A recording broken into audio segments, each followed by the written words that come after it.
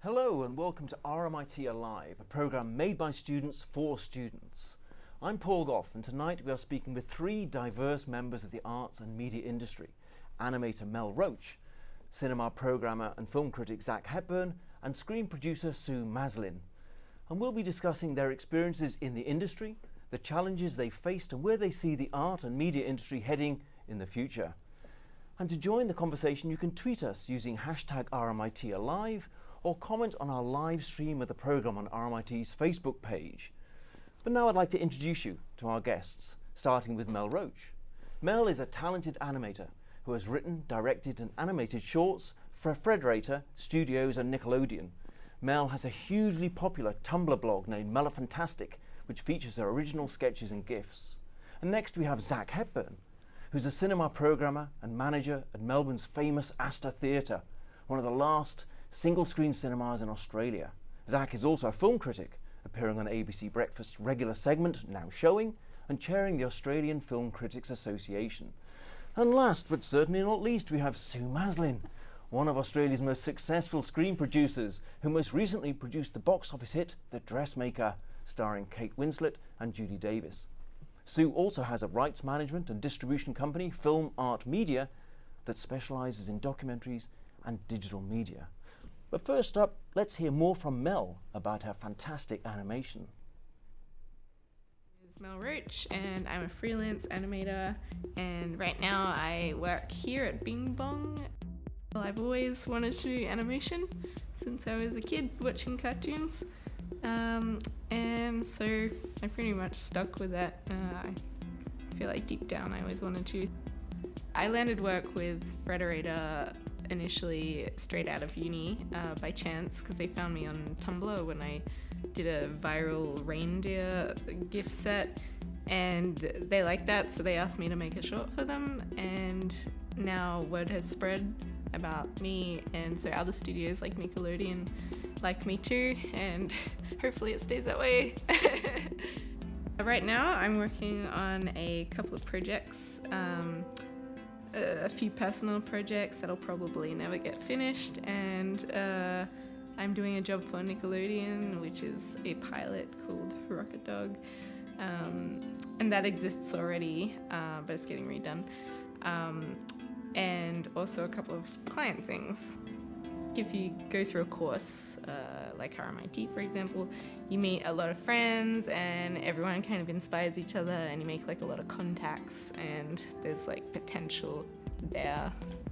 A lot of people get by with just self-taught stuff, but it's nice to have other people's input all the time, otherwise you can work yourself into a trap of practicing the wrong things over and over. My daily routine is I sleep a lot in the morning because it's really cold in winter, and then I go to here, and then I work for like 7 hours or something, and then I watch TV at home. That's it.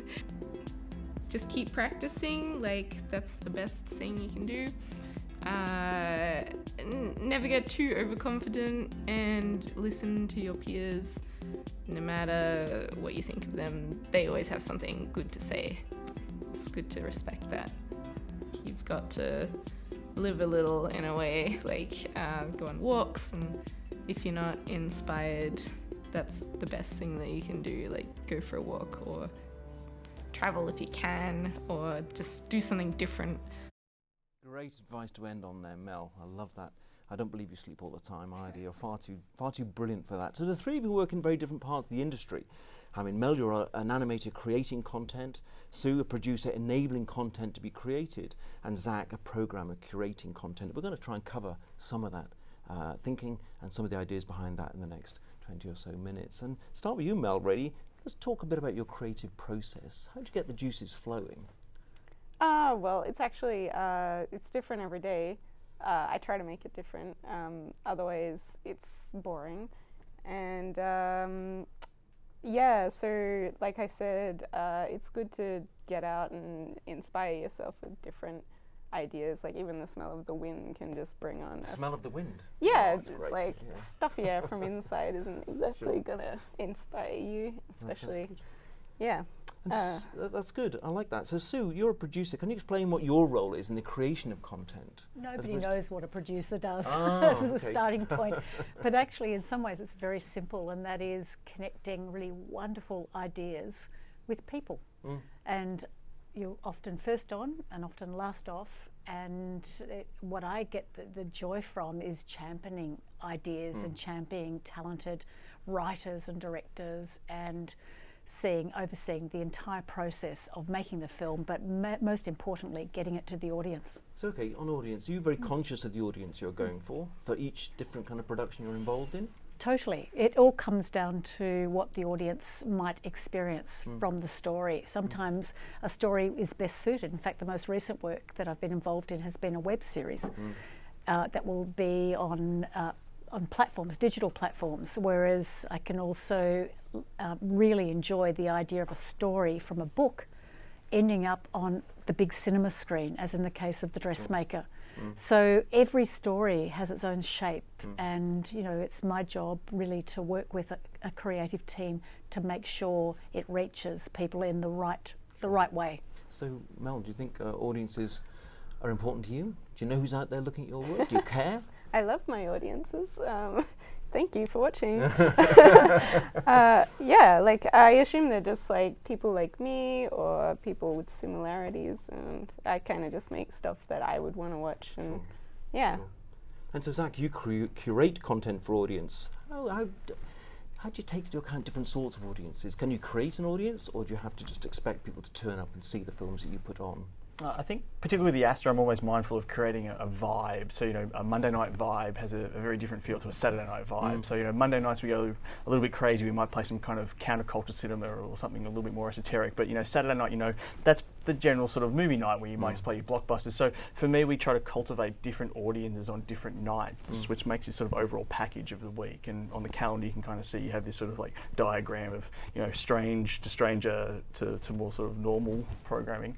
But yeah, it's all about that sort of different vibe and getting different people in on different nights, because realistically nowadays no one's going to go to the cinema every night. So you kind of create a pattern for people to follow. Okay. And your favourite audience tonight? What is it, do you think? I think it's the Monday night crowd. I like it when things get a little bit strange, and I enjoy the RMIT audience on a Tuesday night as well, Paul. Good stuff.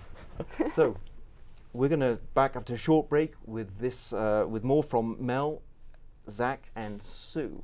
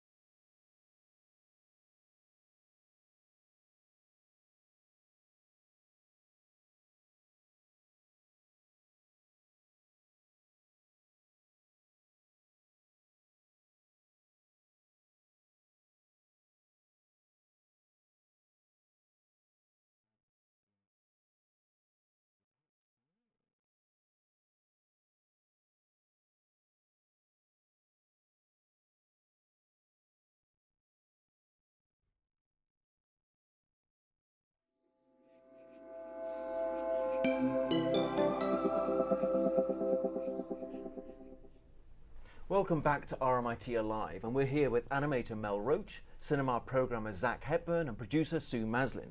And remember, you can join in the conversation by tweeting us at #RMIT Alive or commenting on the live stream on RMIT's Facebook page. And I've already got comments coming in. I've got some great comments here. Facebook from Edgar, for you, Mel, later on. What are your future projects? I get a chance to talk about that a bit later on. And other really lovely comments, especially about the cat at the cinema, which is good to know, isn't it? That cat is he's got a life of his own. That's going on, true. That cat. So we're going to look really at the crossover between the creative side and the business side. What are the kind of the tensions really you each have to entertain? And Sue, you're a producer. Your role is to work across creative and business. How do you reconcile those two?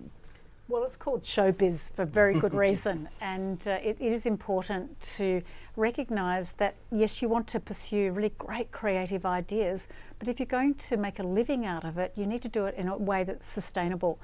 And I can trust me, you do not do this career at all if you're looking for job security. It's like a roller coaster. You never quite know where your next dollar is coming from.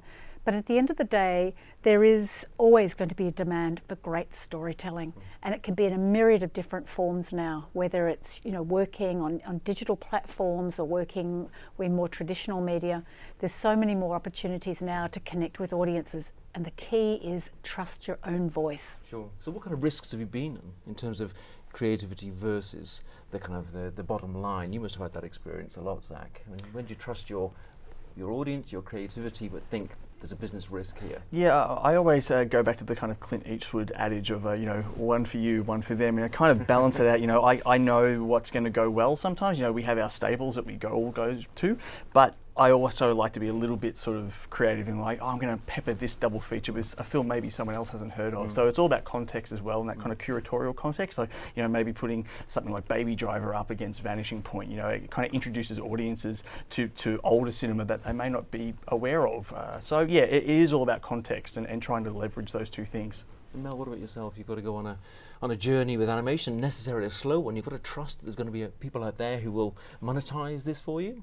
Well, mostly I just do it for my own enjoyment. What was the question again? Sorry. It's really about, you are looking for, it's a profession for you. You've got to be organised as a professional, but there's a risk in any of you actually taking a punt and saying, yeah, we're going to go out there and do what I feel is really powerful in my creative urge. How do you reconcile that with making a living? I feel like I'd be risking my life if I didn't do it because it would be boring. That's a tremendous answer. That's so good. And taking a business perspective, how long did it take you to learn your trade, Sue? Well, I've been doing it for a bit over 30 years now, and I didn't ever think it was going to be a career to begin with. But it's something that, like Mel, I can't imagine doing anything else now. But the great thing is nobody ever knows what's going to work. So in fact, something like The Dressmaker, that was a very big risk right at the outset. I was told, great idea, but very limited audience. Only women will go and see this movie, not commercial. And you go, yes, only women might go to see this movie, but it's very commercial. And in fact, that's exactly what happened. It ended up being one of the all-time biggest grossing Australian films. Yeah. And have you ever put on anything that's flopped completely, Zak? And you thought, all the time. And it's incredibly humbling. You sit there for a few minutes and go, well, I was completely wrong with that. I don't know what I've done. And you have to kind of pull yourself up off the floor and go, we're going to retool it. We're going to remake it. And I think you never stop learning. You just consistently sort of like reinvent yourself and reinvent ways you want to get your voice out there and your own sort of passion out there. So how do you tally, any of you, playing safe and then taking risks? So what always interests me in terms of this media industry, you've got to be at the head of the wave, at the same time you've got to be kind of thinking, I've got to meet the bottom line. If you play it safe and think you know the market and second guess the market, you will always fail. Take the risk. Yeah. And has that led to innovations in your work, your animation work? Oh yeah, I can relate to that entirely. Like also if you don't see something like working out, and if you lose your own heart out of it, just like do something different, because you're gonna like come up with like something just as good, if not better, like based on the practice from your previous rounds, and don't fall into the whole sunken cost fallacy thing. That's a powerful message, especially to students out there thinking, I feel this is a powerful vocation for me, that I want to do this creativity, but at the same time, pressure from all sorts, from parents, from the industries, from the professional world out there. And the worst thing that can happen to any of us is indifference. Well, my mum still asks me when I'm going to get a real job. That's great. Let's take a closer look now at Sue's experience as a screen producer and distributor. My name's Sue Maslin and I'm a screen producer. Right at the moment, I'm currently developing projects. So I'm developing feature films, I'm also developing television projects, and I'm also distributing. So in addition to producing work, I have a company, Film Art Media, and we acquire rights in the work that we produce, and then we go out and find audiences for that. Quality content to me has two key factors. One, that it's centred on a really compelling idea and an idea that matters to people. And then secondly, that it's entertaining. And if you've got those two things together and it really works, then it becomes very attractive to audiences, or sticky, might be another way of describing it. And in this day and age, it's not so much about the content that we create anymore, it's about the experience that we create for the audience. I think I developed tenacity and perseverance because I grew up in the country. And I come from a very long line of primary producers and people who were involved in the sheep business in Australia. So I grew up on a sheep property, and you have to understand and be in it for the long term and understand how the seasons can change and how, no matter what your goals might be, there's going to be floods and fires and pestilence and God knows what else will get in the way, but you have to be in it for the long haul. I've always been interested in women's stories, not just because we're so underserved by our exhibition industry and we don't get to see many women's stories on the big screen. As women, we're encultured to see through the eyes of men because men by and large get to tell stories. So I've always been interested to think, well, what if we had a voice? What if there were other ways of telling stories? And what if we made stories that actually appealed to female audiences?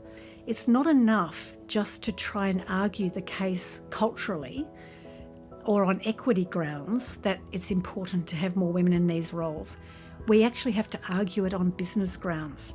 And we have to demonstrate that there is an audience there for more work of this kind. So you can imagine how thrilled I was when The Dressmaker became one of the all-time biggest box office hits in Australia. The Dressmaker was a 7-year journey from start to finish, from when I first read the book and fell in love with the story written by Rosalie Ham, the author of the book. And it took me about 5 years of waiting before I got the rights to the book to be able to do the adaptation. So from that point, it was then about bringing on a director, a writer-director, and somebody that would love the story as much as I did. And that was Jocelyn Morehouse.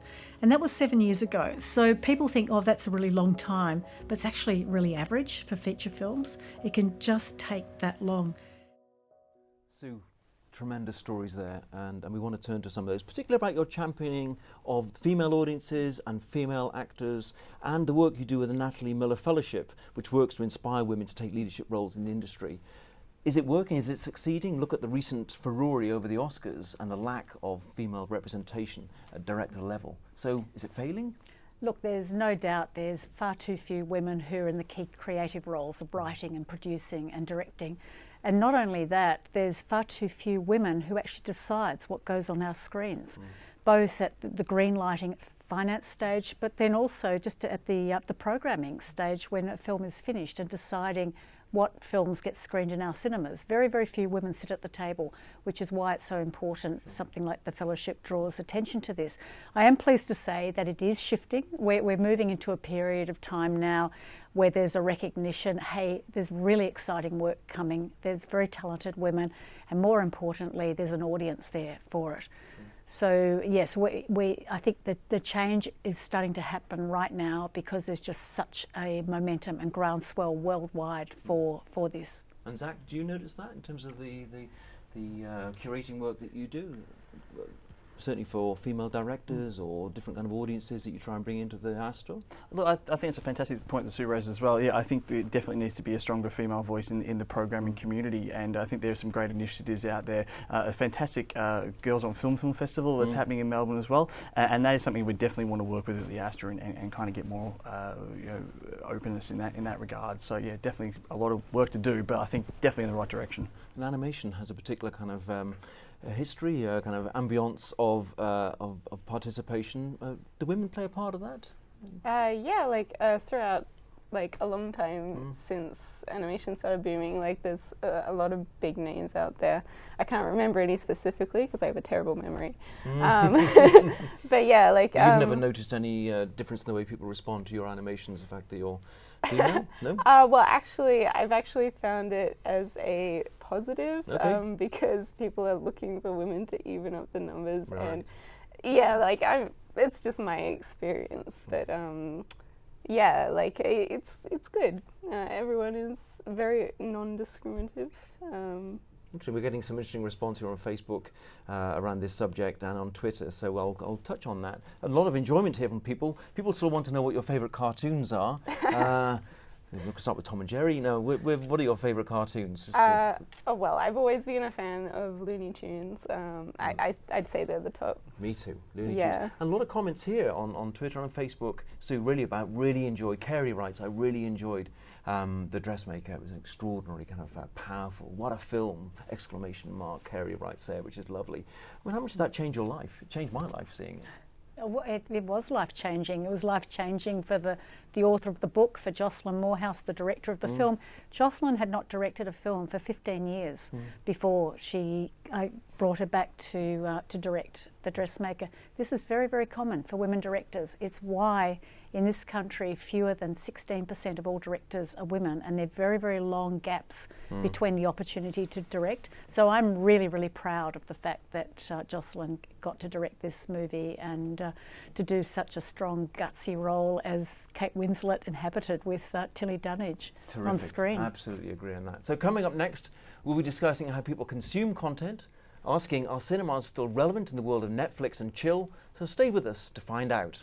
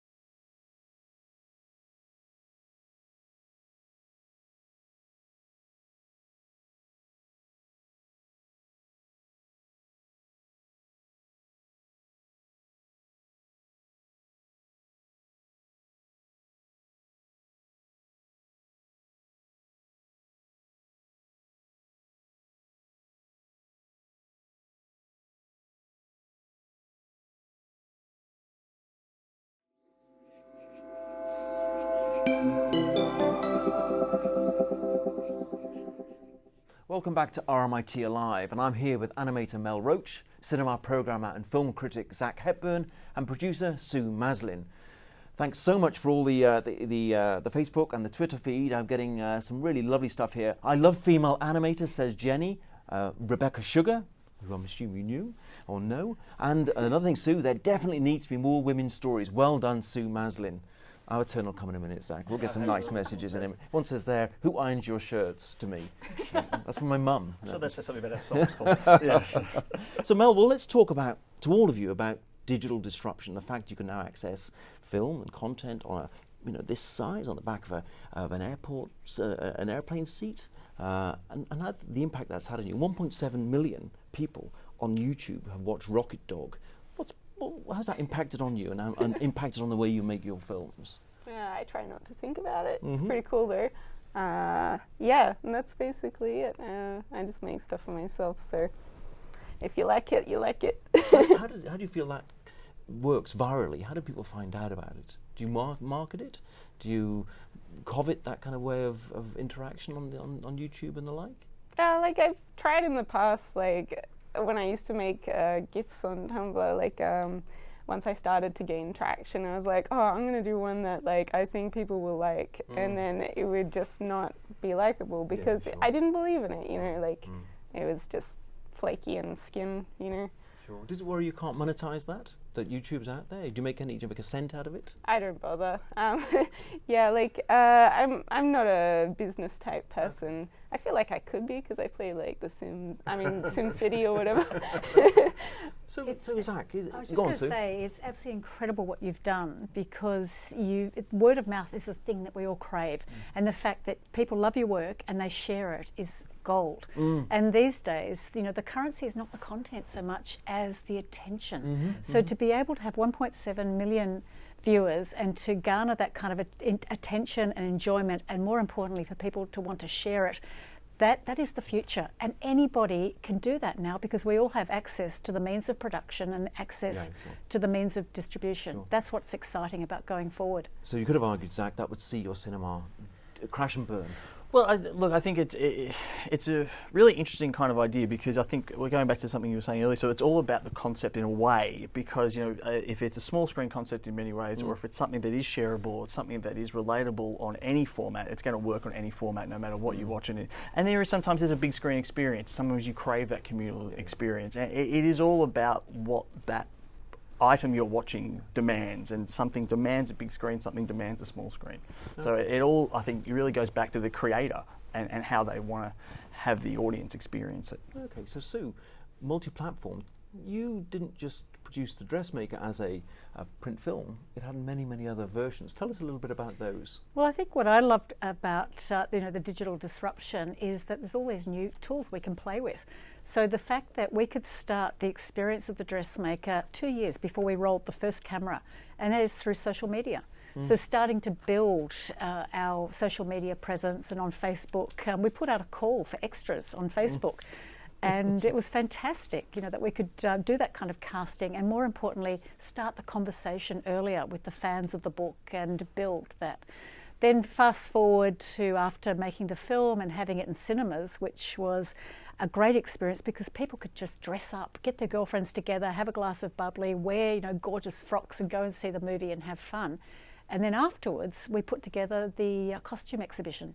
So in my mind, this is why I keep talking about it's not just the screen experience itself, it's everything that also sits around it. Your web series that followed on from that, it wasn't just a single item, it becomes a franchise in many ways. It has to live way beyond the cinema experience. You must find that as well. You're saying, that kind of event idea of it, even if it's just as simple as doing a little trailer package or doing some different pre-show music or something, it makes the audience aware that I'm at something special, I'm seeing something a little bit different, and it really does, as you say, start a conversation. So you've all made all of us, me, the viewers, participants, love this industry. You made us want to be part of it. So what's the best bit of advice you could give to all the students out there, all the young budding professionals? You were there not long ago. Look how wonderful you've used RMIT, a plug there, you kind of made this work for you. What's the advice you would give to people who want to succeed in this business? Don't think you're going to do it alone. Find like-minded souls, find collaborators, find mentors, people that champion you and your ideas, and do it as a team, because it makes it much more fun as well.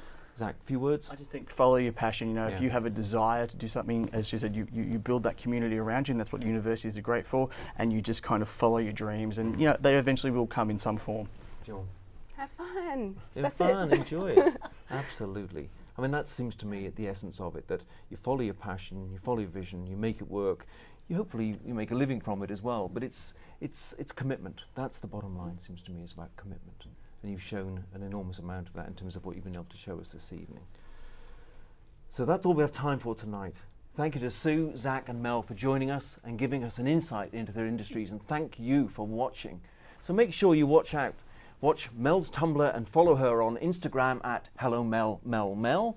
Keep an eye out for Sue's next film, and get down to the Astor Theatre, because the cat will be there. And I'd like to say a big thank you to all this fantastic team who you can't see but we can. So a big round of applause for all the team here. Thank you very much indeed. See you again.